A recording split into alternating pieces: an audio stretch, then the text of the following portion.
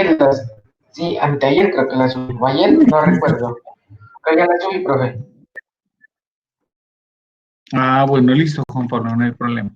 Entonces, continuemos. Bueno, de esto hay algunas generalidades que yo les he puesto aquí, pues la mayor parte las pueden leer, otras sí las vamos a charlar, o si tratamos de terminar el día de hoy esta unidad. Y digamos que estas son, habíamos hablado que era como la gráfica típica de un vehículo Ashton, ¿cierto? Entonces tenemos distancia entre ejes y las longitudes. Bueno, aquí habíamos hablado de algunos valores, esto ya lo miramos, y esas son dimensiones que normalmente aparecen ahí. Esas dimensiones usted las va a necesitar, por ejemplo, para el diseño de algún parqueadero, las va a necesitar para algunos cálculos que vamos a hacer en sobreanchos sobre todo. Entonces, el tema de sobreanchos lo vamos a ver más adelante. Es un tema que corresponde a diseño geométrico 2. Y allá vamos a, bueno, no, más adelante vamos a mirar sobreanchos. Ahí vamos a mirar, cuando miremos sección transversal, vamos a mirar las ecuaciones de cálculo y nos vamos a regresar a este gráfico con estas dimensiones. ¿Listo? Entonces, más adelante lo vamos a emplear. Aquí hay un concepto de sobreancho, pues no se entiende muy bien, aquí le falta un poco de dibujo, pero en esencia es que cuando un vehículo va en una línea recta, el ancho de, miren que ese CD que miramos allá, no requiere, pues sin problema alcanza en el ancho del carril, pero cuando él entra en una curva, aquí en la parte frontal del vehículo, recuerden que este es el voladizo delantero, él, digamos, no empieza a alcanzar dentro del carril y la parte trasera se empieza también a salir como tal. Entonces, como las llantas delanteras son las que llevan la dirección del vehículo, él se va hacia la parte más cercana del carril, pero teniendo en cuenta que no se salga el vehículo en la parte trasera. Entonces, como él no va a alcanzar, él que tiene que hacer, este vehículo tiene que invadir el carril contrario. Y ese es, digamos, el problema de diseño. El vehículo entre más largo es, él no va a alcanzar y necesita meterse en el carril contrario y ahí es donde nosotros debemos calcular un sobreancho. Yo ya les había comentado en una clase anterior, alguien preguntó y digamos que los sobreanchos se clasifican en tres, que son sobreanchos para vías terciarias, para vehículos rígidos y para vehículos articulados. Bueno. Aquí hay una norma, digamos, una resolución del Ministerio de Transporte donde se clasificaban los vehículos como livianos y pesados en función del peso, que es las 5 toneladas, ¿cierto? Entonces, este es un buen parámetro. A veces uno no puede identificar claramente, por ejemplo, si un vehículo es o no es pesado, entonces usted podría tenerlo aquí. Por ejemplo, usted dice un aerovan. Uno pensaría que un aerovan tiende a ser un vehículo pesado porque transporta personas, ¿cierto? Puede decir que es un bus pequeño, pero si usted va al concepto como tal, pues un aerovan es un vehículo, ¿cierto? Es un vehículo grande, es un automóvil, y si usted va al peso, pues él va a pesar menos de 5 toneladas, por lo tanto ese vehículo se clasificará como liviano. Entonces aquí están las dimensiones típicas de un vehículo. Entonces ya debemos más o menos meternos en la cabeza que un vehículo en promedio tiene 5 metros de largo por 1,8 metros de ancho. Los buses son de 10 metros a 13 metros, normalmente son de 2,60 y los camiones, que son los más largos, llegan a medir 21 metros, ¿cierto? Y los anchos, miren, siempre son de 2,60. Entonces, como conclusión, sacamos que el ancho máximo de un vehículo es 2,6 metros, la longitud mínima normalmente de un automóvil es 5 y más o menos las tractomulas miden 21 metros. Bueno, esto ya yo creo que habíamos mirado, que hay otra tabla que es la de tabla 2,5 de las dimensiones de los vehículos. Aparte, miren otra vez las mismas dimensiones anteriores. Esa diapositiva fue extraída de aquí del manual. Y aquí aparece un factor que se llama la visibilidad, ¿cierto? Entonces, este es el tema que nos compete, es la parte de la visibilidad. Entonces, la visibilidad es muy importante porque se define como la característica que tiene un conductor de mirar hacia adelante. Entonces, cuando usted va conduciendo, le dicen, ¿qué tan buena visibilidad tiene? Entonces dice, no, excelente, ¿cierto? Excelente es que usted mira la vía, no hay problema, está haciendo buen día, está haciendo sol, perfecto. Pero ¿qué va a pasar? Puede llegar a pasar que esa visibilidad empiece a volverse muy pequeña, muy corta, muy deficiente y se empiece a generar un problema de que el que va circulando por la vía empiece a tener una circulación que no es ni segura ni eficiente. No sé si se han dado cuenta que una condición que afecta la visibilidad es la neblina, por ejemplo. Entonces la neblina, cuando usted va cuando hay neblina, ¿qué sucede? Empieza a tener poca visibilidad. Entonces usted va en forma insegura porque no sabe por dónde está la vía y tiene que bajar la velocidad. Entonces ahí se genera esta condición. Pregunta, ¿cuál será la condición más crítica de visibilidad? ¿Qué opinan ustedes? ¿En qué momento la visibilidad se vuelve más mala? En la mula, ¿no, profe? Ya que es el vehículo más largo. Bueno, perdona, pero digamos, cuando usted va por la vía, ¿en qué momento usted se ha dado cuenta que tiene mala visibilidad? En una curva En las cerrada. curvas, profe, Bueno, las curvas es una, ¿cierto? Ajá, ¿qué otro momento? De pronto, también puede ser en la noche. a ver, ¿qué dice José Luis Díaz? En la noche, profe. Cuando va atrás de un bus o de algún camión, también la visibilidad es mala. Bueno, ajá. Oscar dice por acá que cuando es de noche, claro, ¿cierto? Miren que nos han dado cuenta que hay También, una condición. Esa condición es cuando usted, por ejemplo, va de noche, están con neblina y lloviendo, pues ahí sí todas las condiciones perversas, ¿cierto? Y si usted es corto de profe, y vista, también la señalización, porque hay carreteras que no tienen buena señalización, profe. Y también sí, agregado eso, pues, sí, claro, hay una condición y es que la señalización, digamos, genera que la vía sea visible. Para eso están las líneas, que son las líneas laterales de Berma y las líneas centrales, donde normalmente deben tener microesferas para que cuando los focos del vehículo, digamos, proyecten la luz, ella se vea reflejada, ¿cierto? Entonces, adicional está eso, la señalización, están las condiciones de visibilidad de la persona y también están las condiciones de iluminación del vehículo. Bueno, me los voy a compartir nuevamente, me dicen si tienen pantalla. Entonces, sí observan aquí. Sí, miran, señores, en este momento. Sí, profe. Sí, profe. Sí, profe. Bueno, entonces, a partir de la visibilidad aparece algo muy importante en el diseño de carreteras, que usted lo debe conocer, que se llaman las distancias de visibilidad. Entonces, hay una parte, un componente fundamental en eso. Entonces, usted en algún momento se hace un posgrado, pues, usted le enseñaron las distancias de visibilidad, sí. Entonces, ¿qué es una distancia de visibilidad? Dice que es una longitud continua de carretera que es visible hacia la parte delantera de un vehículo que circula por ella, ¿cierto? Entonces, es cuánto alcanzo yo a mirar. Entonces, dice que es la mayor longitud que el conductor de un vehículo puede mirar hacia adelante. Entonces, eso se define como distancia de visibilidad. Bueno. Entonces, aquí en el diseño geométrico aparecen varios tipos de distancia de visibilidad, ¿cierto?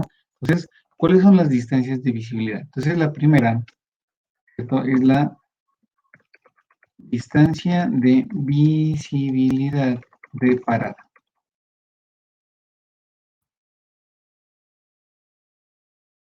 Segundo, es la distancia de visibilidad de adelantamiento. La tercera es la distancia de visibilidad de cruce. ¿No? Esa es la distancia de visibilidad de cruce. Bueno, entonces por ahora dejamos esas tres, ¿cierto? Distancia de visibilidad de parada, distancia de visibilidad, miren, aquí está de parada, de adelantamiento, la de cruce, y hay una cuarta, que es la distancia de visibilidad de encuentro.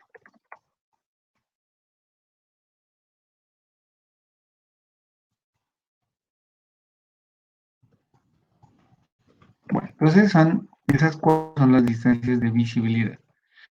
Bueno, ¿qué sucede con esto? Nosotros vamos a utilizar en el diseño geométrico de carretera, esta es fundamental que le genera la seguridad, ¿cierto? Entonces, ¿qué es la distancia de visibilidad de parada? Es la distancia que debe tener una vía para que en el momento que yo observe un obstáculo yo pueda frenar. Entonces, es supremamente importante.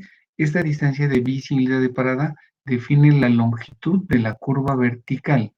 Ojo con esto, longitud de la curva vertical es cuando miremos diseño geométrico 2. Cuando vayamos a calcular qué tan larga puede ser una curva vertical, tenemos que regresarnos a este concepto. Por lo tanto, se tiene que saber calcular esta distancia de visibilidad de parada. ¿Listo? Entonces la curva de la longitud vertical está en función de la distancia de visibilidad de parada. Listo. Distancia de adelantamiento. Este concepto es la distancia que requiere un vehículo para adelantar a otro. Cuando usted va en una recta, normalmente pues se van a generar en rectas.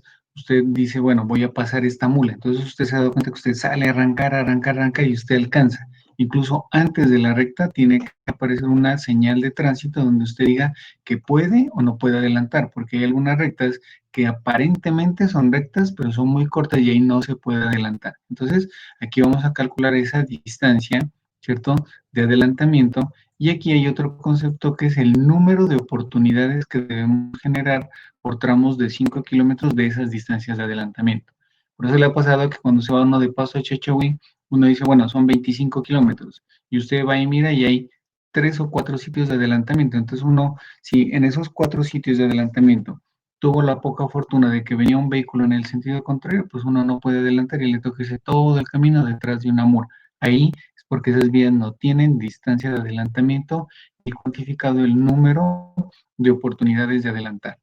La otra es la distancia de visibilidad de cruce, que es cuando hay una intersección de una vía primaria con una Y, por ejemplo, DASA, ¿cierto? Entonces ahí se debe mantener una distancia de visibilidad de seguridad, que son los triángulos de visibilidad para que los conductores puedan observar que viene un vehículo y puedan hacer el pare respectivo.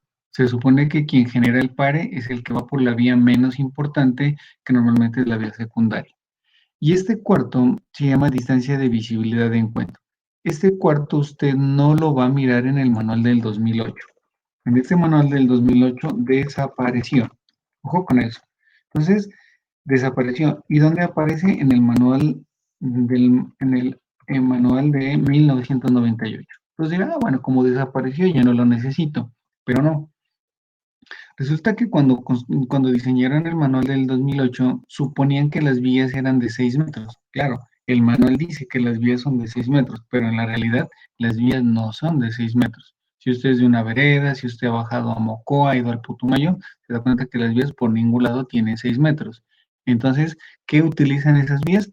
Utilizan la distancia de encuentro que aparece en donde? En el manual del 98. Entonces, esta va a ser una consulta, una tarea que usted tiene que desarrollar. Entonces le va a quedar como tarea, no para entregar, es para que usted la estudie. Entonces esta tarea no es para entregar, es para estudiar. ¿Qué significa estudiar? Que seguramente le va a salir en su parcial. Entonces, ¿qué tiene que averiguar? ¿Qué es una distancia de encuentro y cómo se calcula? En el manual del 98, ¿esto dónde lo encuentra? Lo encuentra en el manual de diseño de 1998, que ustedes lo tienen. Creo que Pablo nos lo compartió y yo lo entregué en el CD. En el manual del 98 usted encuentra ese cálculo de distancia de encuentro.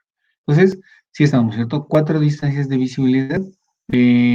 Todas son muy importantes. Las 3 principales son las 3 primeras y la cuarta, que aunque no aparecen en el manual del 2008, sí aparecen en el 98 y sí se aplica en la realidad. Bueno. ¿Qué sucede con esas distancias de visibilidad? En las distancias de visibilidad aparecen unas condiciones. ¿Cuáles son las condiciones? Primero, cuando hablemos va a haber un H, ¿cierto? Que es la altura de los ojos del conductor. Entonces, cuando el conductor se sienta en su vehículo y se mide desde la superficie del pavimento hasta la altura de los ojos, esa altura en promedio es de 1.10. Esta es la altura que asumió el ASTO para desarrollar estas ecuaciones y que pues, es normal en todos los vehículos. La otra es la altura del objeto, que va a ser el objeto que va a encontrar el vehículo cuando va en la vía y él pueda llegar a accidentarse. Cierren los micrófonos, por favor. El tercero es la altura del objeto en la maniobra de adelantamiento que cubre la mayoría de los autos. Significa que un automóvil medido desde el piso hasta el techo, o sea, la parte superior, tiene 1.35. ¿Qué significa esto? Tengo esta línea, tengo un automóvil. Bueno, y perdonarán el dibujo, pues, ¿no? ¿Cierto? Y aquí va sentada la persona. Esta es la cabeza, pues, ¿cierto? Y este es ojiverde, pues el nombre este verde es el ojo, ¿cierto? Y acá va a tener algo que es el obstáculo. ¿Sí está? Entonces, ¿cuáles son esas alturas? La primera altura que aparece aquí es la altura de 1.10. Entonces, miren, esta altura, supongan que eso es una línea recta, ¿cierto? Esta altura del piso del pavimento hasta la altura de los ojos, esta altura, esta H mide 1.10 metros. ¿Cierto? La altura del ojo, que es la que está aquí. La altura del objeto, esta altura del objeto está, ¿cierto? Esta H vale 0.20 metros. ¿Qué se supone que un objeto de 0 a 20 metros, cuando usted va conduciendo, usted lo pone a pensar? Usted lo pone a pensar si el vehículo pasa o no pasa por encima del objeto, ¿cierto? Y aquí hay una altura, que es esta, miren. Esta altura es la altura, esta es otra H, es igual a 1.35. Esa altura de 1.35 es la altura que yo voy a mirar. Cuando yo vengo por acá en otro vehículo, ¿yo qué es lo primero que miro? El techo del vehículo. Entonces, esta altura de este va a ser de 1.35. Bueno, sigamos.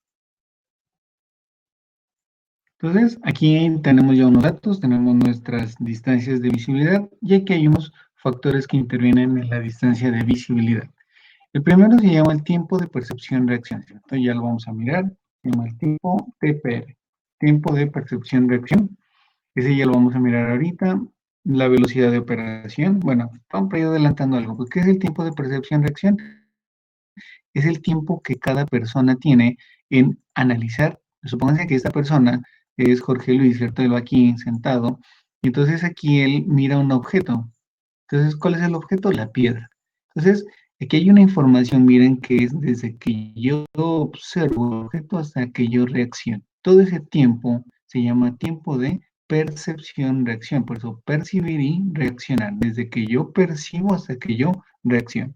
Eso normalmente está dado en segundos y en promedio ese tiempo es de 2.5 segundos. Ya lo vamos a mirar. Velocidad de operación, ya miramos, es la velocidad a la cual yo voy a conducir.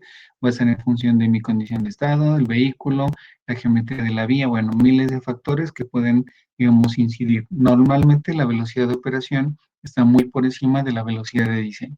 Coeficiente de fricción longitudinal, aquí hay una fricción que se genera entre la llanta y la superficie del pavimento. Esa condición siempre se evalúa en condiciones de humedad. Entonces, si esa fricción es adecuada, ¿qué va a pasar? Cuando yo necesito frenar, aquí va a haber un buen agarre y va a frenar normalmente. Si la superficie del pavimento es muy lisa, el coeficiente de fricción va a tener problemas y si nosotros tenemos llantas desgastadas, también los coeficientes de fricción pues, van a ser bastante críticos. Pendiente longitudinal, no es lo mismo que usted frene bajando que usted frene subiendo, ¿cierto? Y los espaciamientos, que es el espaciamiento entre un vehículo y otro. Entonces, esos son los factores que van a intervenir. Comencemos con el tiempo de percepción-reacción. Entonces, ese tiempo, que es este que acabamos de colocar aquí, ¿cierto? Hemos hablado de nuestro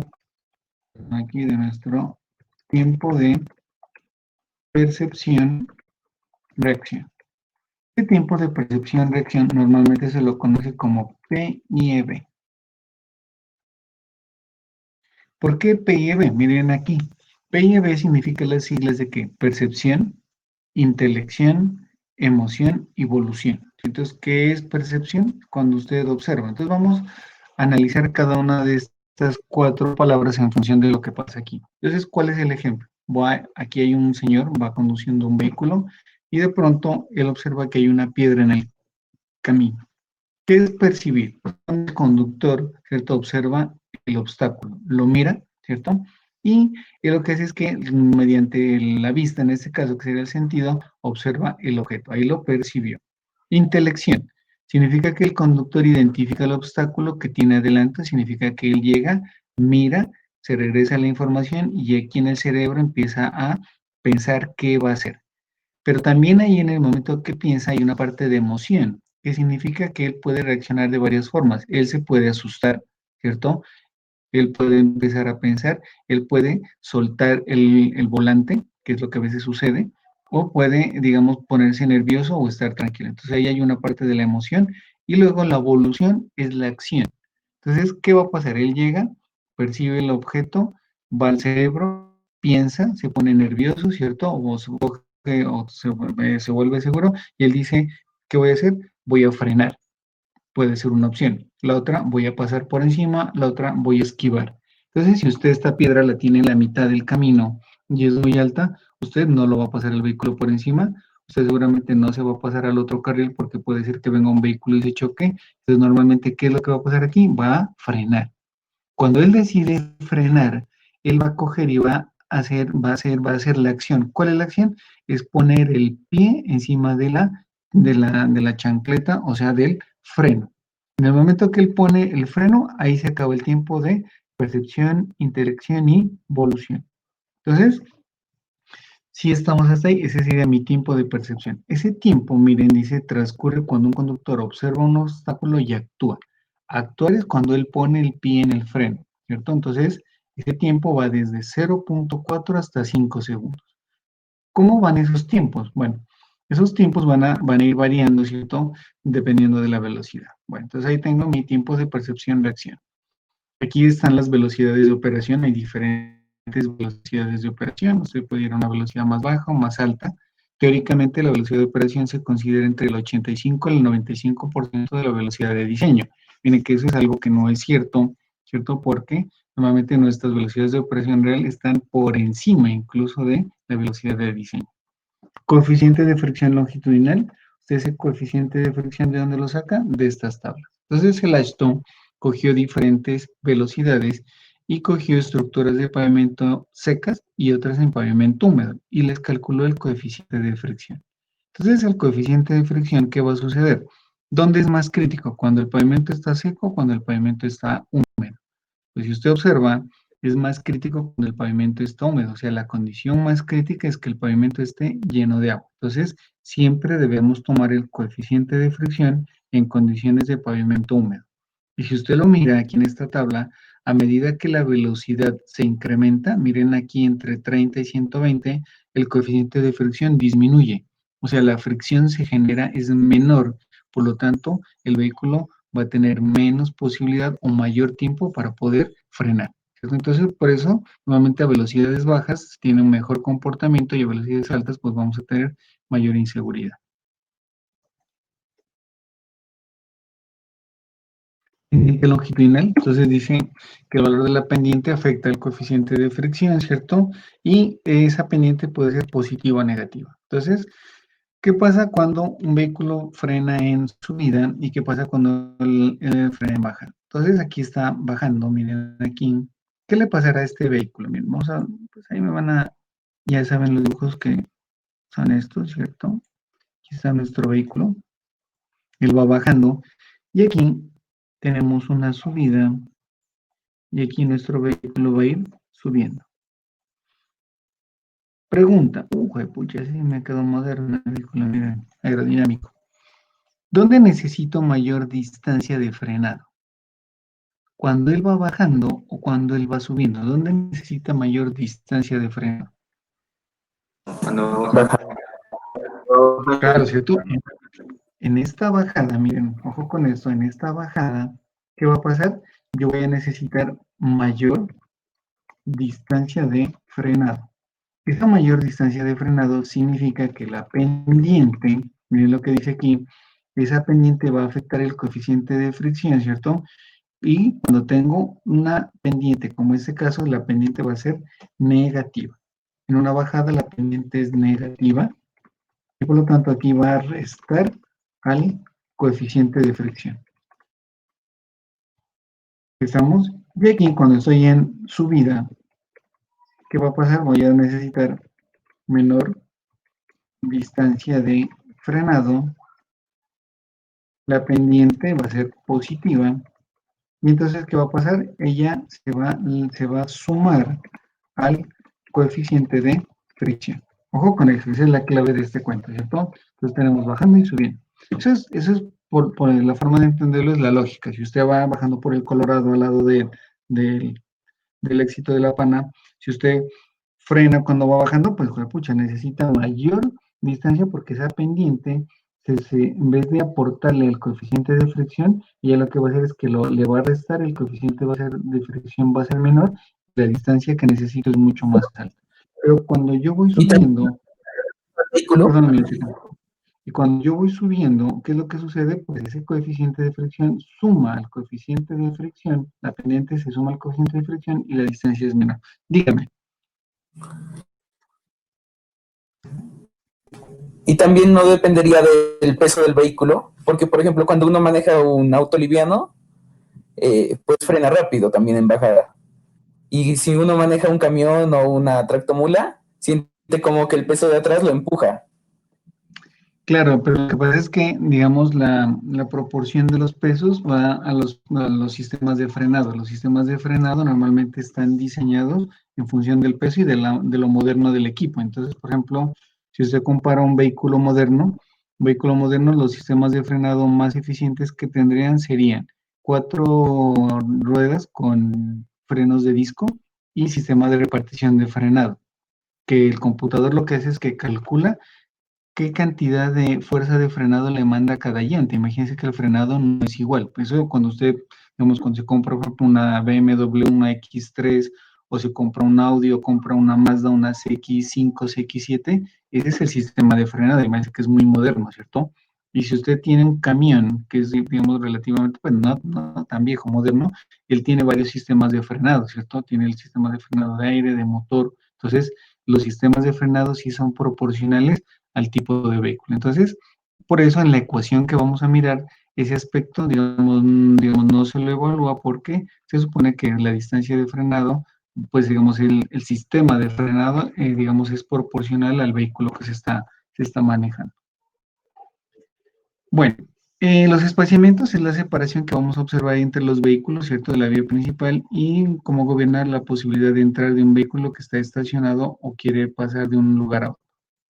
Entonces, aquí vamos a mirar la primera distancia de visibilidad. Entonces, bueno, ya tenemos esto, ¿cierto? Borramos. Entonces, ¿qué sucede con la distancia de visibilidad de parada? Entonces, esta distancia se llama distancia de visibilidad de parada. Entonces, a esta se la conoce como dP, ¿no? Se la conoce como, perdón, como dP, en algunos libros aparece como dP o aparece como dBP, como quiera llamarla, no hay ningún problema, ¿cierto? Entonces, en esencia, la distancia que necesito para detener un vehículo. Entonces, vamos a hacer un dibujito aquí, ¿cierto? Bueno, van a suponer que esto es una recta, pues. Pucha, casi no logro, bueno.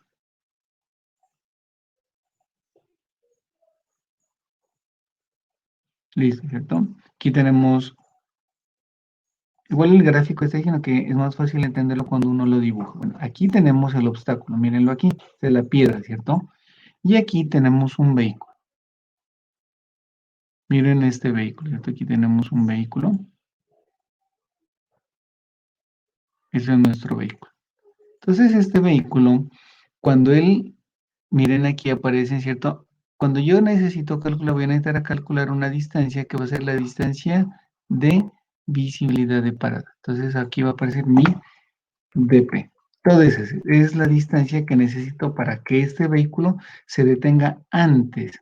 Aquí hagamos la aclaración, ¿cierto? Él se va a detener antes de qué? Del obstáculo. Entonces, esa. Entonces, esa distancia de parada, ¿cierto? Es igual a dos cosas, a la distancia de percepción-reacción más la distancia de frenado.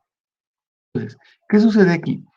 Recuerden que esta distancia de percepción-reacción ya la habíamos mirado ahorita. Entonces, resulta que aquí la persona que va aquí, ella va a coger y va a mirar el obstáculo. Cuando ella observa el obstáculo, ¿se acuerdan el tiempo P y V? Ella reacciona, piensa, se emociona. ¿Y qué va a pasar? Ella pone el pie en el freno. Pero ella iba andando, ella tenía una velocidad. Entonces, a esa velocidad que iba, ella recorrió un espacio. Entonces, desde aquí hasta aquí fue el tiempo que él se demoró en qué? En reaccionar. Distancia de percepción-reacción. Esa distancia de percepción-reacción la puedo calcular, ¿se acuerdan? Recuerden que velocidad es igual a distancia sobre tiempo. Si yo tengo si yo tengo el tiempo y la velocidad, puedo calcular la distancia recorrida. La velocidad va a ser la velocidad del vehículo, el tiempo va a ser el tiempo que normalmente es de 2.5, por lo tanto puedo calcular mi distancia de percepción-reacción. Aquí en este punto, mírenlo aquí, no sé si están mirando el marcador, aquí en este punto, ¿qué sucedió? En este punto, el conductor le puso el pie en el freno. Pero entonces en el momento que le pone el pie en el freno, desde aquí hasta aquí, ¿qué pasa? Aparece la distancia de frenado. Aquí es cuando él comienza un momento comienza un movimiento de desaceleración. El vehículo empieza a desacelerarse hasta que él se detiene antes del obstáculo. Entonces, ese es el concepto de distancia de percepción, pero distancia de parada. Es igual a la distancia de percepción-reacción más la distancia de frenado. Entonces, mírenlo aquí. Aquí ese es el concepto, dice la longitud requerida para que un vehículo, bueno, dice que será la suma de dos distancias, la distancia recorrida durante el tiempo de percepción-reacción, miren, distancia de percepción-reacción y la distancia de frenado. ¿Cierto? Aquí tenemos nuestras dos distancias. Para la distancia de percepción-reacción, el Ashton tomó un tiempo de cuánto, entonces esa distancia de percepción-reacción tiene un tiempo de percepción-reacción es de 2.5 segundos. ¿Qué significa eso? Significa que una persona normal, en condiciones normales, desde el momento en que observa el obstáculo, al momento en que ella interpreta y en qué momento ella aquí en este punto pone el pie en la chancleta del freno, ¿cuánto tiempo ha pasado? 2.5 segundos. Ahora usted dirá, ese tiempo puede variar, claro, pero puede variar en función de muchas cosas. Entonces, la ecuación básicamente y se logró determinar que en promedio era de 2.5. Aquí ahí aparece la primera diferencia. La primera diferencia es que el tiempo de percepción-reacción, perdón, en el manual de 1998, el tiempo de percepción-reacción era de 2 segundos y en el manual del 2008, el tiempo de percepción-reacción es de 2.5 segundos. Se hizo ese ajuste. Que resultaba que si nuestro tiempo de percepción-reacción era de 2 segundos, significaba que nosotros éramos muy, pero muy inteligentes y muy ágiles, ¿cierto? Más del promedio del planeta. Y entonces íbamos a necesitar menos tiempo para reaccionar, lo cual no es del todo así, ¿no? Incluso hay software que permiten determinar las condiciones de las personas. Nosotros somos más frescos, al contrario, puede ser que nosotros nos demoramos más tiempo. Pero entonces en promedio se dejó 2.5, que es lo que supuso el Ashton en el 2004. Bueno. Esto es lo que hemos acabado de dibujar. Aquí está nuestro mismo dibujo, pero bien hecho. Entonces, miren, síganme la idea, por favor. Aquí hay un vehículo en posición inicial, que es este primero, ¿cierto? Y aquí hay un vehículo en posición final, y aquí he hecho un cosito rojo, que es el obstáculo. Entonces, la distancia desde este momento que va a una velocidad inicial hasta el detenerse antes del obstáculo, que es la posición final parada, donde está B sub F, es distancia de parada.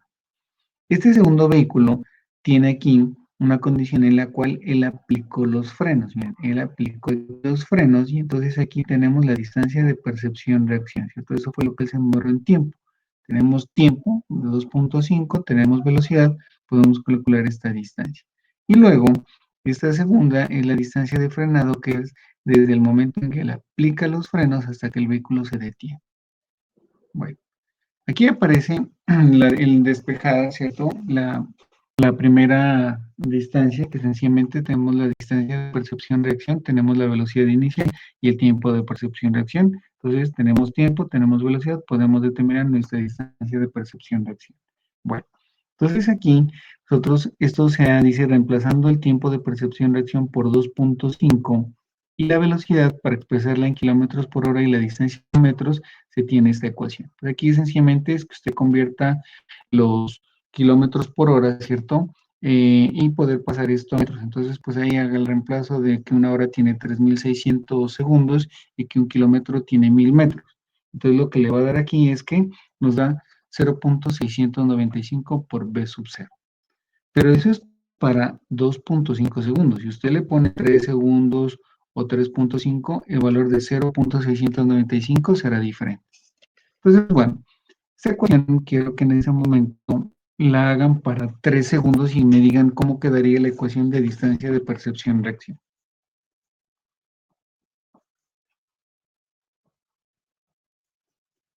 Entonces, háganla para 3 segundos y me comentan cuánto les da.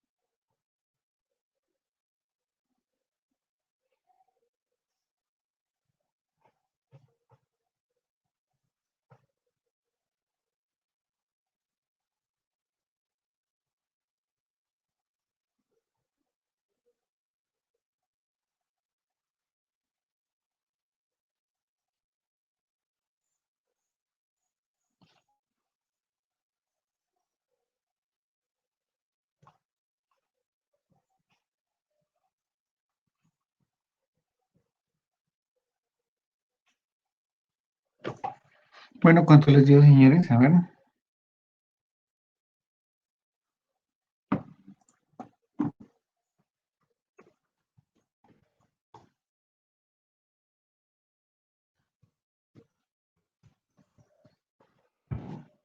Avancemos, ¿cierto? Entonces, miren, la distancia de percepción-reacción dice que es igual a la velocidad v sub 0 por el tiempo de percepción-reacción. Listo, entonces, esto nos quedaría así. La velocidad se expresa en qué? Pues aquí no puedo ponerlo hacia abajo, pero pues ahí llevan la idea.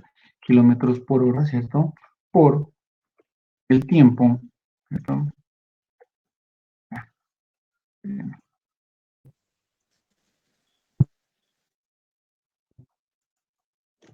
Entonces, esto me queda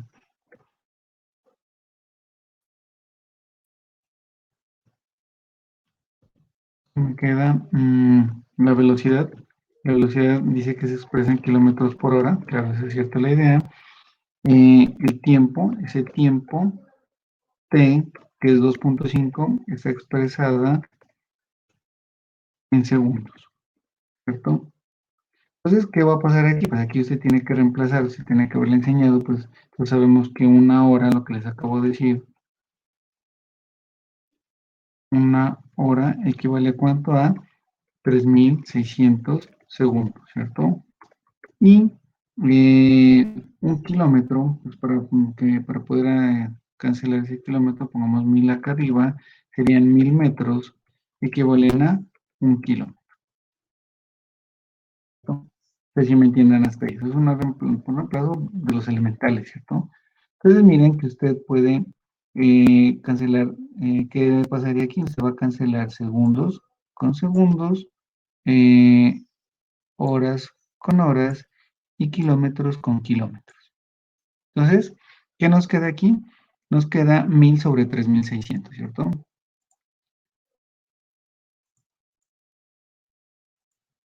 Entonces aquí esto nos queda 1.000 dividido entre 3.600, perdón, hagámoslo así. 1.000 dividido entre 3.600, ¿qué más tenemos aquí? 1.000 sobre 3.600, 1.000 sobre 3.600 por la velocidad por el tiempo. Pero el tiempo ya lo conocemos, ¿cierto? Entonces nuestro tiempo será el tiempo que nos dé. Listo. Entonces, supongamos, vamos aquí. Si el tiempo es igual a 2.5 segundos, entonces, ¿qué tendríamos aquí? Tendríamos que eso sería igual a ¿cuánto? A 1.000, como el factor pues de conversión es exactamente 3.600 por 2.5 de la velocidad. Si usted coge 1.000, ¿sí? Con la calculadora, divide entre 3.600 y lo multiplica por 2.5, eso le va a dar 0.694,44445 de la velocidad, que es la velocidad de la v sub 0. Aquí estamos, señores, entonces miren, ojo con esto, que este es el tema de su parcial. Esto que tengo aquí es lo que tenemos acá. Significa que la distancia de percepción-reacción es ¿cuánto? Para 2.5, 0.695. Entonces, como yo les acabo de preguntar, ¿qué pasa si el tiempo es igual a 3 segundos? Entonces, usted sencillamente lo que tiene que hacer es que tiene que decir 1.000 dividido entre 3.600 multiplicado por 3 de b sub 0, ¿cierto? Entonces, eso le va a dar, sería entre 5 multiplicado por 3, le va a dar 0.833 de b sub 0. ¿Sí estamos, señores? Sí, profe. Bueno, eso es una conversión de unidades básicas, ¿cierto? Esas son las de décimo y 11 de bachillerato. Entonces ahí sencillamente es que el factor de 0.695 es el factor para que usted meta sus kilómetros por hora como le dan, ¿cierto? Y el tiempo va a meter en segundos y lo que va a obtener ahí son el tiempo en segundos. Bueno, entonces miren lo que tenemos acá. Recuerden que nuestra ecuación, ¿cierto? Nuestra ecuación Nuestra ecuación decía que distancia de parada es igual a la distancia de percepción-reacción más la distancia de frenado. Entonces, esa distancia de parada va a ser igual a ¿cuánto? A 0.695 por v sub 0, más la distancia de frenado. Si es una ecuación, esa es una demostración de física que si quieren la pueden hacer, pero pues no está el caso, creo que ahí está explicada. Es de un ejemplo de desaceleración, ¿cierto? Y obtenemos aquí que esa velocidad v sub 0 va a ser igual a que, desarrollando la distancia de frenado, va a ser igual a lo que aparece aquí, velocidad específica, o sea, en este caso ya la vamos a tomar como velocidad específica, sobre de 154 más o menos FL más o menos P. Bueno, no lo puedo copiar todos porque me queda medio enredado aquí. Entonces, su ecuación va a ser, pongámosle aquí, pues, la distancia de parada va a ser igual 0.695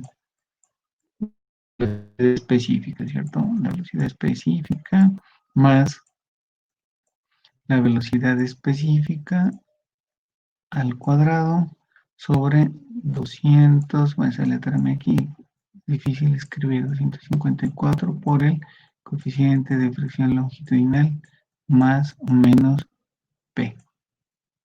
Bueno, ¿cierto? Esa es la ecuación que normalmente vamos a tener ahí. Entonces, ¿qué significa esto? BE va a ser la velocidad específica, ¿cierto? La velocidad específica que tenemos como tal. 254 es un factor de conversión para meter esto en kilómetros por hora y que esta distancia nos dé en metros. Coeficiente de fricción longitudinal, ya miramos la tabla, y la pendiente puede ser positiva o negativa. Positiva cuando está el vehículo subiendo y negativa cuando el vehículo está bajando. ¿Cómo la presenta el manual de diseño? Esta ecuación que usted observa aquí es la ecuación básica, ¿cierto? Y típica cuando tenemos coeficientes de fricción longitudinal y pendientes.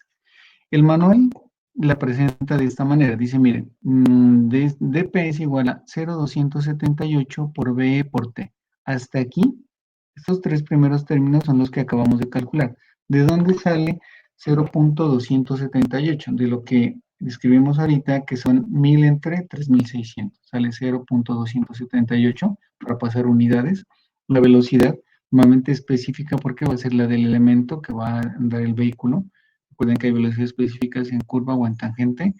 Tiempo, este tiempo puede ser 2.5 normalmente. Y 0.039 por la velocidad específica al cuadrado sobre A en la distancia de frenado. Entonces se la pone en términos de la rata de desaceleración, que en promedio es de 3.4 metros por segundo al cuadrado. Bueno, esta ecuación, cuando se le ponen valores, ¿cierto? Entonces, ¿qué vamos a obtener? Vamos a obtener aquí en el primer término, poniendo aquí 2.5, multiplicando por 0.278, obtenemos 0.695 por B sub E.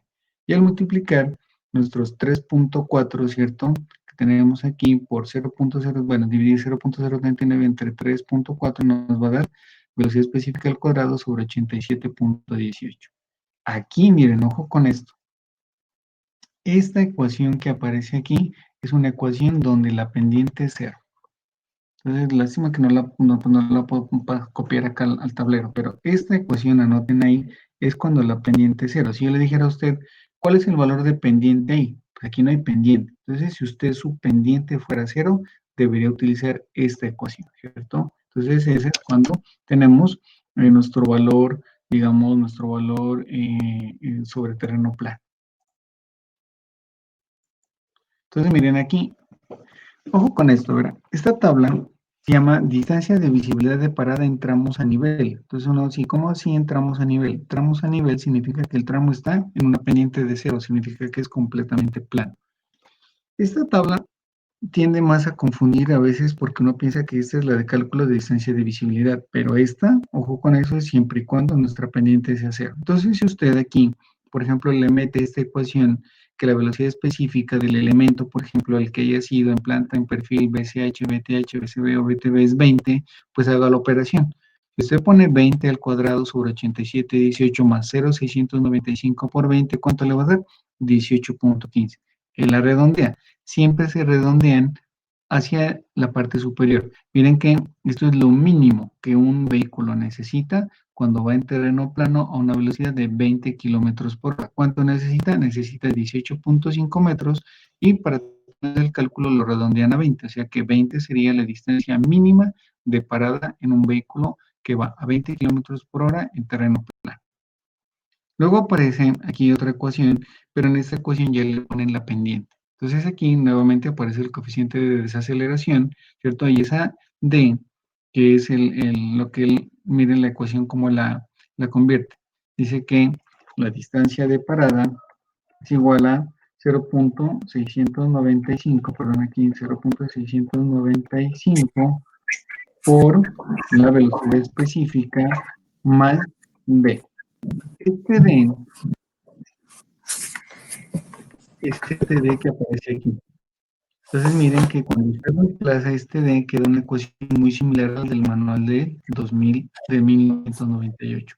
Entonces al reemplazar aquí, nosotros tendríamos una ecuación que quedaría así, tratando de copiar, sería dP igual a 0.695 por la velocidad específica más, más acá, cierren el micrófono por favor, la velocidad específica al cuadrado.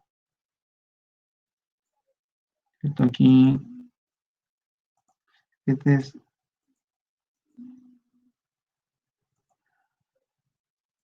aquí pues velocidad específica al cuadrado, y aquí tendríamos 254 sobre A, ¿cierto? Aquí hay un más, aquí tenemos nuestra P, aquí tenemos este valor. Entonces, aquí A, sobre 9.81, es la gravedad, y P que son 100 expresado en tanto por. Pues miren que esta es la ecuación que nos quedaría, ¿cierto? El cálculo de distancia divisible de parado, pero ojo con este pedacito aquí significaría que tengo un valor de tiempo de percepción de acción de 2.5. Si no, tendría usted que tener 0.278 por el tiempo, por la velocidad específica. Entonces, esta ecuación se la debería manejar así. La distancia de parada es igual a 0.278 por el tiempo. Bueno, por el tiempo de percepción de acción por la velocidad específica. Con eso, entonces, aquí sí iría nuestro más. Y esta es la ecuación. Miren que el manual en ninguna parte la presenta así. Esta sería la ecuación. ¿Por qué no la presenta así? Porque él supone que el tiempo de percepción de acción es 2.5, pero no siempre es así. Puede ser que se demuestre por las longitudes de frenada que la percepción del tiempo fue mayor normalmente, entonces eso se puede modificar. Esta ecuación que usted observa aquí, ¿cierto? Que sería armar esta con la anterior o adicionarle esta de a este pedazo, nos genera como resultado esta tabla. Entonces miren que esta tabla es la tabla 2.7. Pero esta tabla la han calculado para tres valores pendientes. Pendiente de 3%, pendiente de 6% y pendiente del 9%, ¿cierto? Entonces, si usted reemplaza cualquiera de estos valores, pues lo que le va a dar es esto. Entonces, por ejemplo, para el primer caso, usted pone aquí en tiempo 2.5, en vez de pone 20, por ejemplo, y vuelve a poner 20, aquí pone 3.4 y pendiente le pone, por ejemplo, 3%. Entonces, al ponerle 3%, su longitud redondeada le va a dar ¿cuánto? 20 metros. Entonces, ahí les cae de tarea que lo comprueben. Pero resulta que hay otro detalle. Resulta que la tabla 2.7, ¿cierto? La tabla 2.7 está calculado solo para pendientes del 3, 6 y 9. Pregunta, ¿significa que solo puedo diseñar para 3, 6 y 9%? ¿Qué opinan?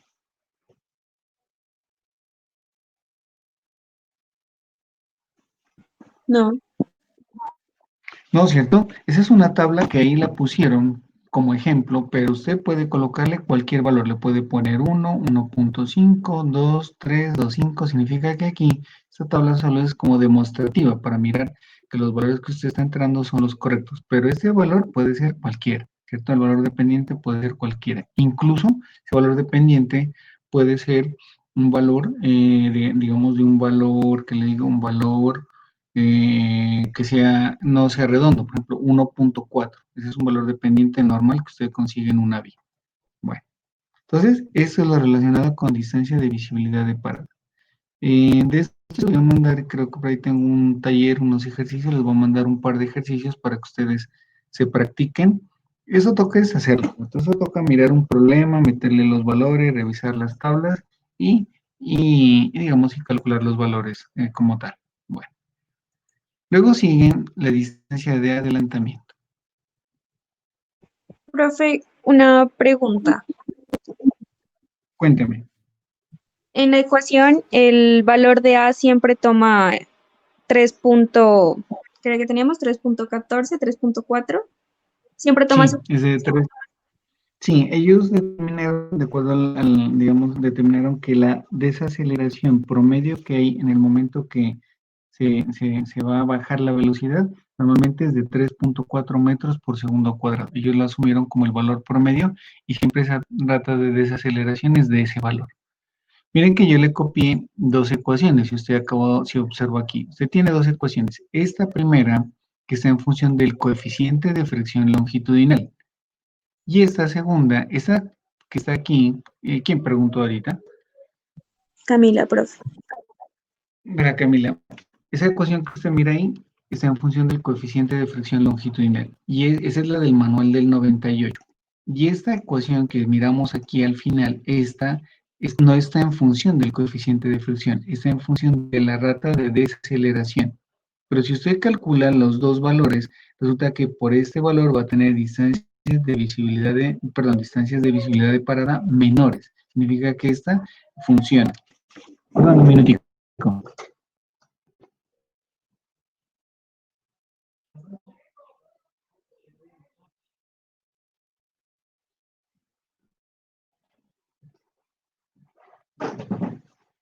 Entonces, el ASTO supone que ese 3.4, digamos, es un coeficiente que le genera mayor seguridad y esas distancias de visibilidad de parada son menores.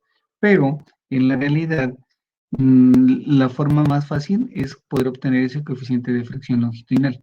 Los coeficientes de fricción longitudinal se pueden calcular si hay un ensayo que van a mirar en pavimentos que se llama el ensayo de péndulo de TRL, y el ensayo de péndulo de TRL me da este coeficiente de fricción longitudinal. Significa que si a ustedes lo llevan como ingeniero a la vía entre Pasto y Chachagüí y le dicen, mire, calcúleme la distancia de parada de un tramo, usted podría utilizar esta ecuación, porque usted le puede calcular con AMNA y la pendiente, puede sacar la velocidad específica de diseño del plano de los diseños, y el coeficiente de fricción longitudinal lo puede medir con ese ensayo. O sea, esta ecuación es más real en campo. Y esta es la última que ellos desarrollaron. Entonces ahí sí nos tocaría es ponernos a mirar cómo le calculamos la desaceleración de un vehículo cuando va bajando. Si estamos, entonces, sí es siempre la misma y es el valor promedio que obtuvo el ASTO. Entonces, en el caso cuando ya la apliquemos, utilizamos la primera que nos dio, ¿cierto? La que tiene el coeficiente de fricción longitudinal.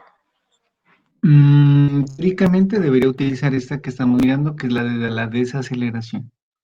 Esa es la que, sino que yo les paso las dos porque a veces, digamos, para efectos de cálculo, esa es la que usted debe aplicar, la de coeficiente de desaceleración. Pero puede ser que usted no tenga el coeficiente o que le digan, no, yo medí el coeficiente de fricción, entonces si midieron el coeficiente de fricción, uno debería utilizar la otra.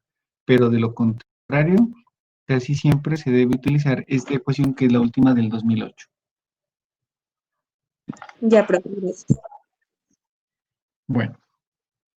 La siguiente distancia se llama la distancia de visibilidad de adelantamiento. Entonces, esta distancia es la distancia que se requiere cuando un vehículo va a adelantar. Entonces, hay una condición de adelantamiento, ¿cierto? Normalmente se va a tener en cuenta únicamente para carreteras de 2 carriles con tránsito en las 2 direcciones.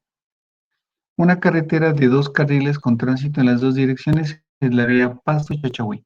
Entonces, ¿qué tiene la vía Pasto-Chachagüí? Tiene una sola calzada, tiene un carril que va Pasto-Chachagüí y un carril que viene Chachagüí-Pasto. Entonces, ahí usted tiene que adelantar y por lo tanto, al adelantar usted tiene que invadir el carril contrario. Y entonces aquí es donde vamos a tener necesidad de esta distancia de visibilidad de adelantamiento, ¿cierto? Entonces, aquí esto, digamos, ha tenido lo siguiente. Bueno, entonces, ¿qué es esa distancia? Dice, es un tramo con una longitud suficiente, ¿cierto? Para que en condiciones de seguridad el conductor del vehículo adelante al otro que circula por el mismo carril a una velocidad menor, sin peligro de interferir con un tercer vehículo que venga en sentido contrario y se haga visible al iniciar la maniobra de adelantamiento. Entonces, miren esto. Esta es la gráfica de distancia de adelantamiento. ¿Qué tenemos aquí? Ponerle cuidado. ¿Cuál es el escenario? El escenario es que aquí, en la parte izquierda inferior, hay un vehículo que se llama A1, ¿cierto? Entonces, este vehículo A1 se encuentra el vehículo B1. Entonces, el vehículo B1 va muy despacio. Entonces, este vehículo A1 dice, no, yo voy a adelantar. Entonces, miren qué sucede aquí. Aquí en el momento en que el vehículo A1 quiere adelantar al vehículo B1, él genera un tiempo de percepción-reacción, porque él se demora entre que percibe el vehículo hasta que el que hace, aquí no frena, sino aquí acelera meterse al carril opuesto. Entonces, esta es la primera condición. Pero en ese mismo momento que está el vehículo A1 adelantando al vehículo B1, en el otro carril, en sentido contrario, viene ¿qué? Un vehículo que se llama C1. Si lo miran acá, en la parte superior. Entonces, dice, ese es el primer escenario, el primer momento. Luego, el vehículo 1 se anima a que es a adelantarlo al vehículo B1. Entonces, el vehículo A1, ¿qué hace? Empieza la maniobra. Como esta vía tiene una calzada y solo tiene un carril en cada sentido, él tiene que invadir. Miren, el vehículo A1 se vuelve a 2 porque va pasando, se vuelve a 3 cuando él se va moviendo, pero en ese mismo momento que él está adelantando, el vehículo B1 se queda quieto, ¿no? El vehículo B1, ¿qué hace? Él sigue su trayectoria normal. Entonces él adelanta, pero miren que es el vehículo A3 ya ha acelerado y ha vuelto al carril que le corresponde. Mientras estos vehículos, el A1 adelantaba al B1, ¿cierto? En el otro lado que pasaba, el C1 en ese mismo tiempo, él se movió. ¿Y se movió hasta qué posición? Hasta la posición C2. Entonces aquí aparecen estas distancias. La primera distancia, que es la de 1, la distancia en la cual él piensa, trata de adelantar. Luego se genera una distancia de 2, que es un tercio y 2 tercios de 2, que si usted suma eso le da un D2 completo. La distancia de 2 es la que comienza a acelerar, pasa, invade el carril y vuelve a su carril.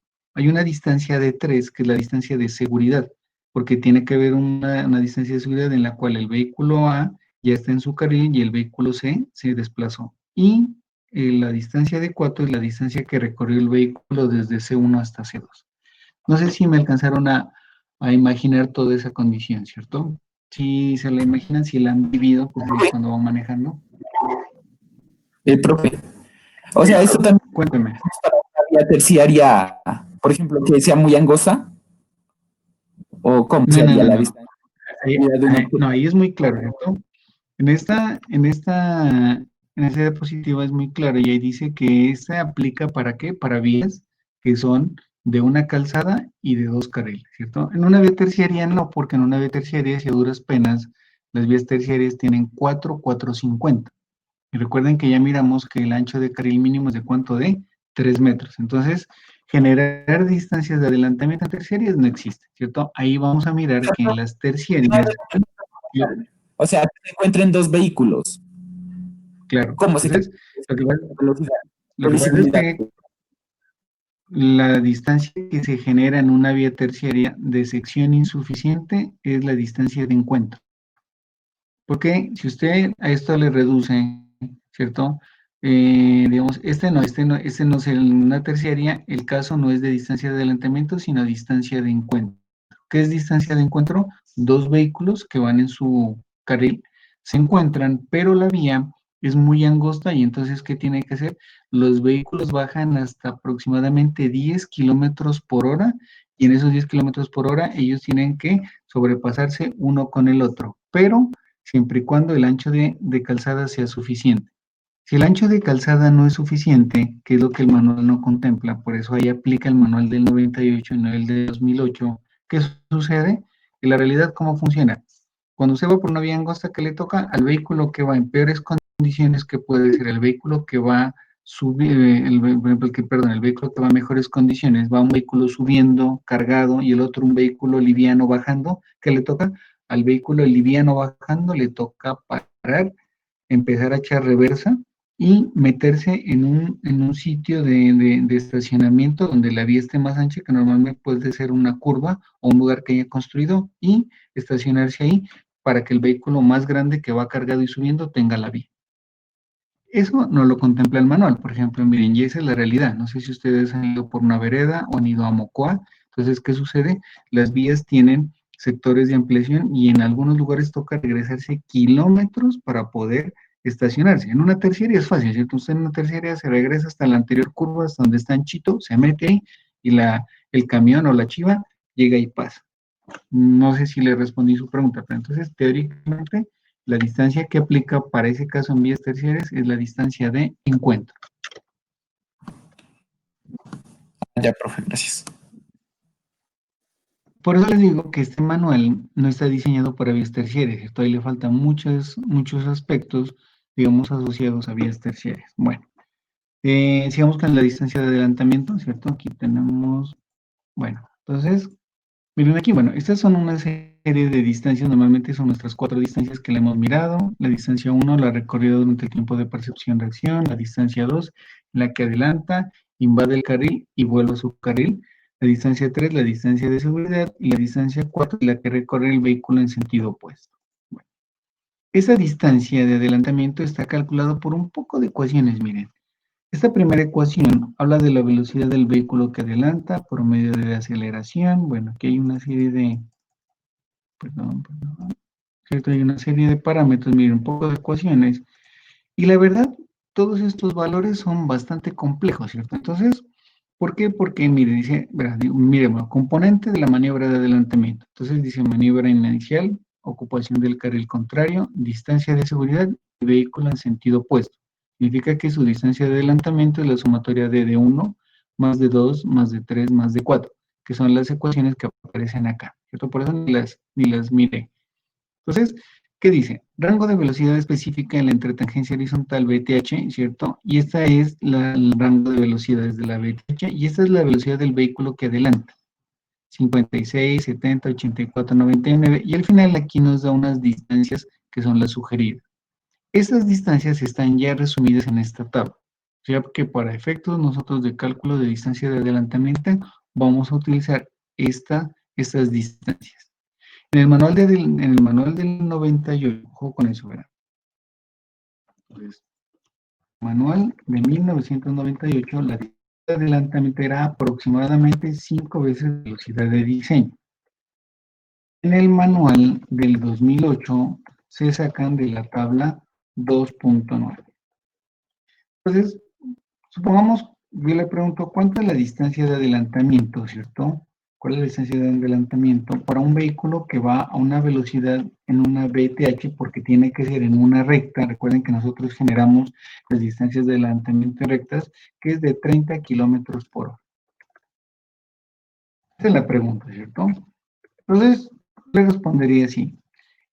De acuerdo al manual de 2008, ¿cierto? Esa distancia de adelantamiento es igual a cuánto. Entonces vamos aquí a la tabla, miren, BTH de 30, distancia de adelantamiento de 200 metros.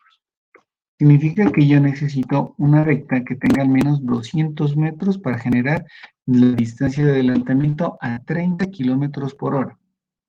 Entonces uno dice, bueno, ¿y cómo era con el 98? Que ya no se utiliza. Con el 98 hubiera sido que la distancia de adelantamiento es igual a cuánto? A 5 veces la velocidad de diseño, que en este caso era 5 por 30. Sería igual a cuánto? A 150 metros. Entonces, esa es la modificación que se dio. Claro, miren que las distancias hoy en día son superiores a las del 98, por lo tanto se toman las de esta tabla, ¿cierto? ¿Por qué no regresarse aquí? Porque yo le digo una pregunta, le hago una pregunta. ¿Qué sucede en nuestro? Esto está calculado según los gringos. Por eso ojo con ese, CDA igual a 5BD del 98, por eso lo estoy explicando acá. La pregunta es esta. Esta gráfica y la tabla 2.9 supone que cuando usted va adelantando el vehículo A1 se convierte en A2 y en A3. ¿Qué pasa con el vehículo B1? ¿Qué sucede en nuestro medio con este vehículo B1? ¿Qué pasa en ese escenario? A ver, imagínense.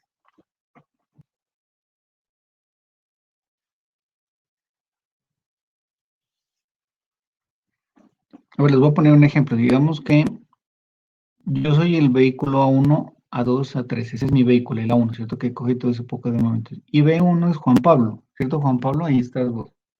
¿Qué pasa cuando yo te voy adelantando en una recta? ¿Tú qué haces, Juan Pablo, cuando vas aquí? Acelero para Eso, ¿sí poder o no? sobrepasar al vehículo. No, no, no, a ver, tú eres el vehículo B1, el B1, yo soy el A1. Cuando yo te estoy pasando, ¿tú qué haces? También aceleran. Hay personas que aceleran y otras personas, pues, Eh, dep- dependiendo la conciencia vial, pues, unos aceleran, otros dejan que se pasen. eso, pero ¿cuántos dejan que se pase? O sea, miren, exactamente, ¿cierto? Nuestra cultura es tan pobre, ¿cierto? Y somos tan, pues, típico, ¿no es cierto?, de los latinos, que cuando ese vehículo ve uno, ve que el otro está acelerando, él no mantiene esa velocidad, él coge y empieza a acelerar para no dejarse pasar, imagínense, y ese es el problema. Entonces aquí la ecuación empieza a tener y a perder sentido en el sentido de que en vez de este vehículo ve uno mantener su velocidad constante, él acelera. Entonces se vuelve un problema porque él al acelerar que le toca lo pone el pobre A1, A2, A3 aquí a sufrir porque ese otro empezó a acelerar y el otro ya se le viene encima, ¿no? Pitándole, pues entonces, ¿qué hace? Llega, se mete aquí y tiene problema, ¿listo? Permítame, chico, ¿vale? Que me están llamando de la...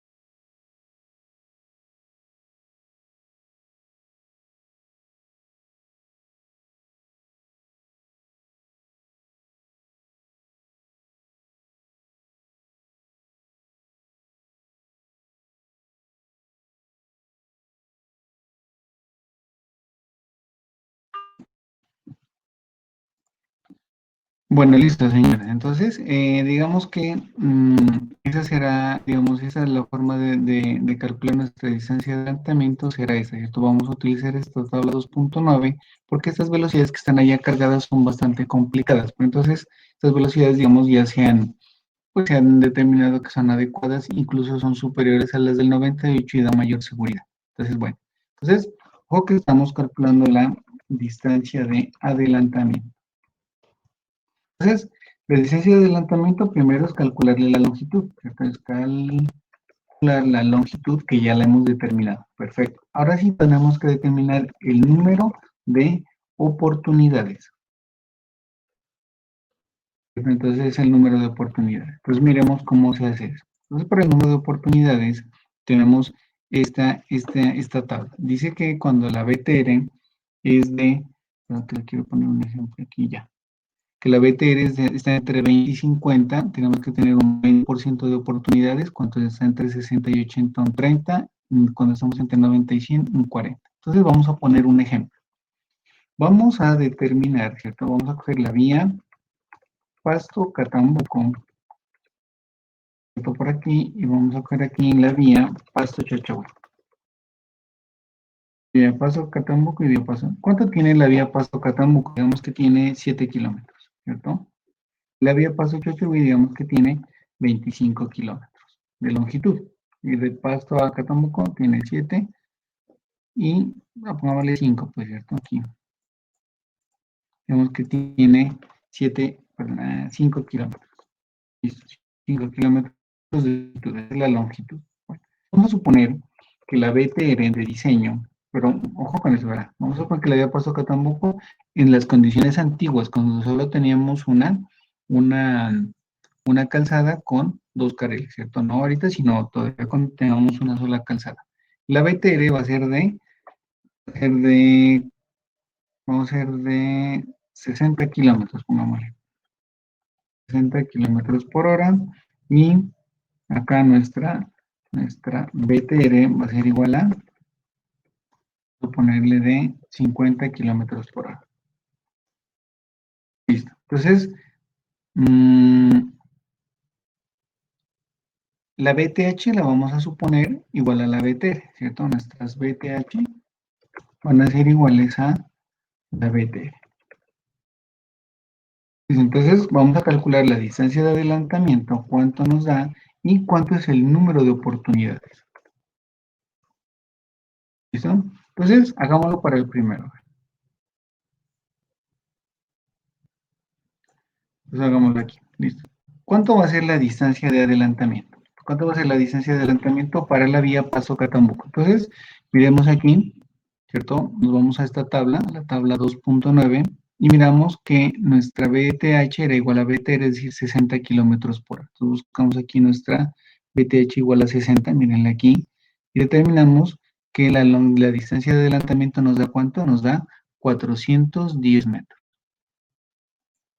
410 metros. Esa es la longitud que yo necesito para adelantar cuando el vehículo va, ¿cuánto? A 60 kilómetros por hora, ¿cierto? Ahora sí miremos el número de oportunidades. Entonces, en el número de oportunidades, nos vamos a esta tabla, la tabla 210, ¿y qué nos dice aquí? Nos dice que nuestra vía es de 60, entonces miren, dice el BTR está entre 60 y 80, entonces ponemos aquí el BTR está entre 60 y 80 kilómetros por hora, ¿cierto? Y dice que el porcentaje mínimo de longitud debe ser igual a ¿cuánto? A 30% por cada 5 kilómetros. Entonces, ¿qué tenemos aquí? La longitud total de adelantamiento será igual al 30% de nuestra longitud. ¿Cuánto es nuestra longitud? 5 kilómetros. ¿Cuánto es el 30% de 5 kilómetros? ¿Quién me dice eso? ¿Cuánto será?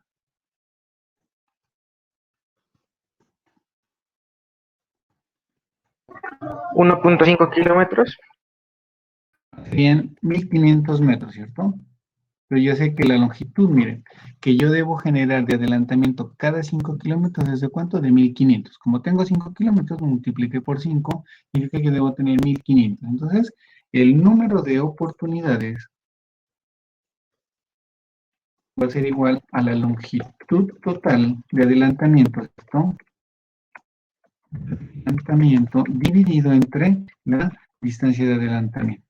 Entonces aquí tengo que ese número de oportunidades va a ser igual a 1500 dividido entre ¿cuánto? Entre 410. ¿Cuánto les da eso?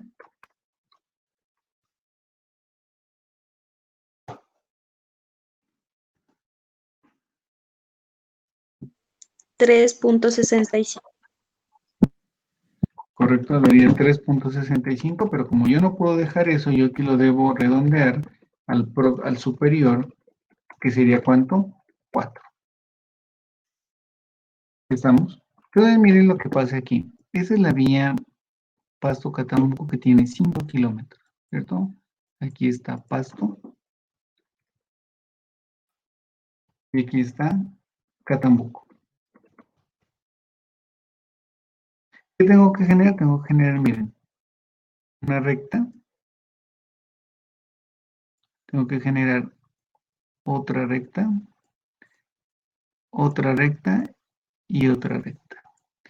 Una recta que va a ser la 1, la 2, la 3 y la 4. Y esa letra no, es por el marcador. ¿Qué significa? ¿Cuántas distancias de adelantamiento tengo? tengo 4, miren, 1, 2, 3, 4. Yo no las puedo pegar los 1500 en un solo lugar, sino que tengo que distribuirlas. Significaría que cuando usted va de Pasto a Catamuco debería tener, ¿cuánto? 4 sitios, 4 rectas que tengan, ¿cuánto? 410 metros y en las cuales usted pueda adelantar. Si estamos, hagan la de la vía Paso Chachagüí para ver cómo les da.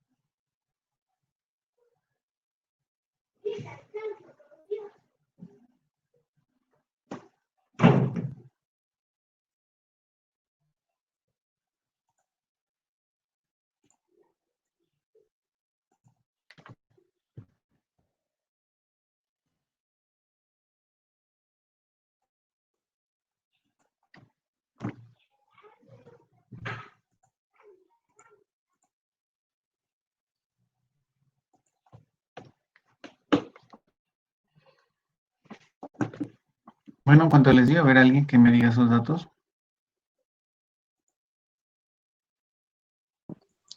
Profe, la distancia de adelantamiento, la distancia de visibilidad de adelantamiento sería de 345 metros. Ajá. Luego calculamos la longitud total de adelantamiento, que correspondería al 20% de los 25 kilómetros, que serían 5.000 metros. Longitud total del lanzamiento serían 5000 metros. Ajá, correcto. Y luego El calculamos número de que redondeando nos da 15. 15. Correcto. Pero la pregunta es, cuando usted va de Paso a Chachagüí, usted piensa que hay 15 sitios, ¿cierto? Distribuidos donde usted pueda adelantar un vehículo. No. Los que han ido, pues los que conocen. No, cierto, eso ni en las curvas, ¿no? Si usted va de la vía Paso Chachagüí, usted póngale que habrán unos 4 o 5 sitios, ¿cierto? Más no hay. Que póngale que es subiendo allá a Chimayoy hay uno, en Daza póngale que hay otro, si es que no hay puesto de control de policía, bajando de Daza ahí hay otro, yendo cerca de Chachagüí hay otro, si pongamos que hubieran 5, no hay más de 5, pero deberían haber 15. Entonces miren que ahí es donde uno se pone a mirar que el manual sí tiene las condiciones, pero lo que pasa es que nosotros no lo hacemos cumplir. Entonces cuando usted haga su ¿qué es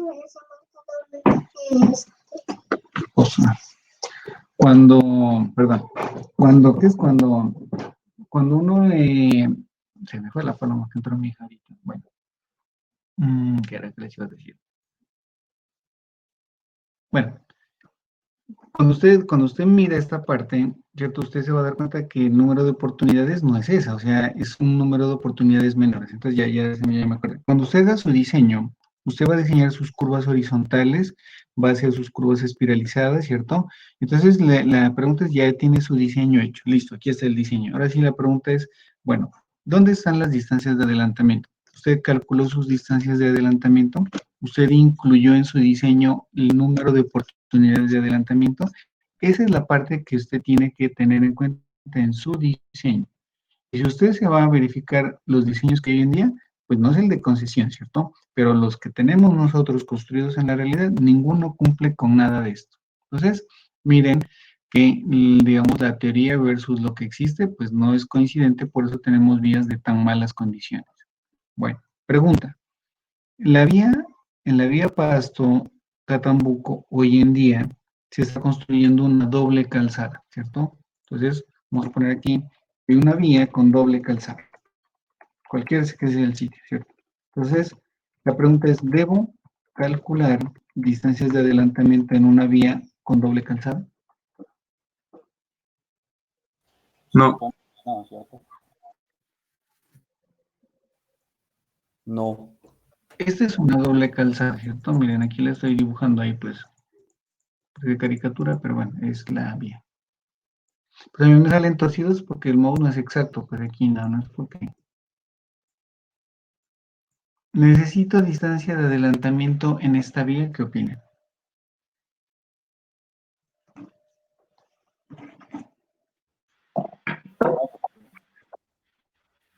No, claro, no necesito, porque miren, cuando usted tiene aquí este vehículo, usted va en este, ¿cierto? Y usted se encuentra esta tractomula, ¿usted qué hace en una doble calzada? Bueno, en una doble calzada la forma correcta de conducir es esta. Usted viene por aquí, ustedes si han ido del Valle del Cauca, de Cali hacia allá, que hay doble calzada, usted siempre va por su derecha.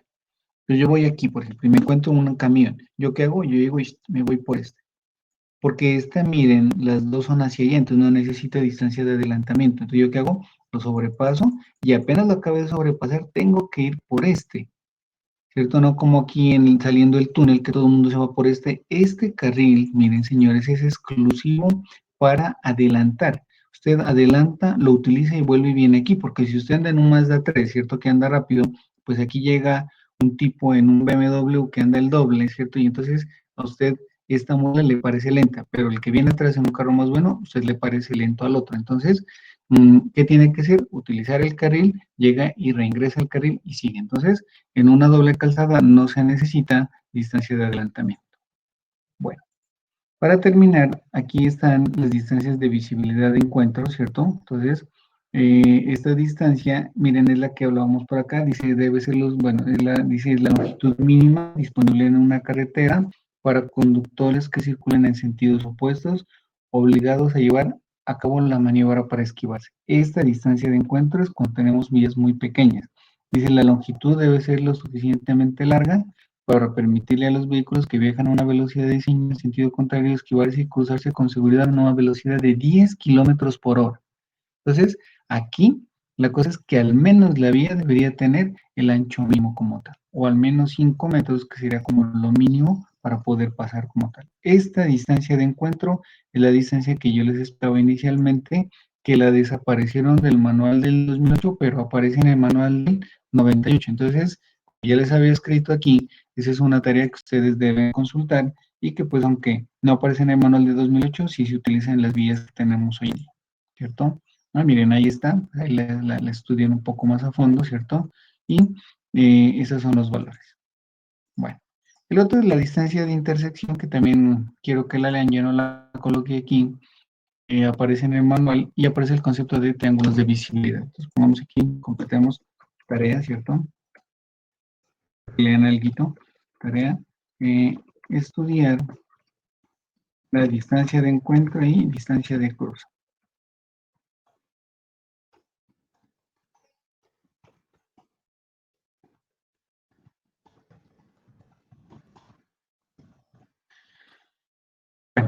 Listo, señores, eso era lo que yo quería comentarles, entonces no sé si tengan alguna pregunta, alguna inquietud.